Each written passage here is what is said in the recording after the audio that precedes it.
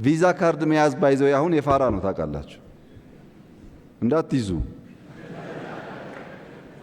ወደ ሞባይል ዋሌት ያደገበት ዋናው ምክንያት አንድ ሞባይል ፎቶ የምናነሳበት፣ ዜና የምንሰማበት፣ የምንገዛበት፣ ብር የምናስተላልፍበት አንድ ብቻ ሞባይል ማለት።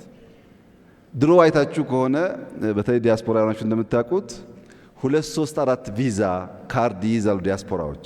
ምሳ ሲጋብዟችሁ አንዱን ያወጡና ያስገባሉ፣ አንዱን ያወጡና ያስገባሉ። አንዳንዱ ክሬዲት፣ አንዳንዱ ዴት ሊሆን ይችላል የያዙት ካርድ። ግን እኛ ካርድ ለማናቅ ሰዎች ስንት ካርድ አለው የሰውዬ? አንዳንዱ ያለው እኮ 10 ብር ሊሆን ይችላል፣ እዳም ሊሆን ይችላል። የስልጣኔ ማሳያ ነበር። ዲያስፖራ ዋሌቱን መዞ በአንድ ካርድ አይከፍልም። ያወጣል፣ ያስገባል፣ ያወጣል፣ ያስገባል፣ ያወጣል፣ ያስገባል።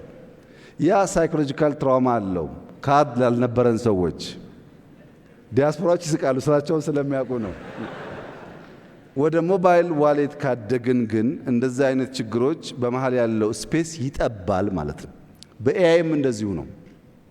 ሁልጊዜ የኢትዮጵያ ችግር አዳዲስ ነገር ለመቀበል አዳዲስ ነገር ለመለማመድ ያለ መከራ ነው።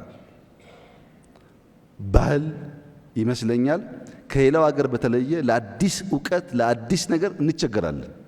ሁለተኛው ጉዳይ ደግሞ በማናቀውና ባልዋልንበት ጉዳይ ባልሰራነውና ባላየነው ጉዳይም ከኔ ወዲያ ማን እንላለን። በዚህ ምክንያት ሐሳብ ቢመጣም እየቀጨጨ ቆይቷል። አሁን ትናንሽ ጅማሮች አሉ።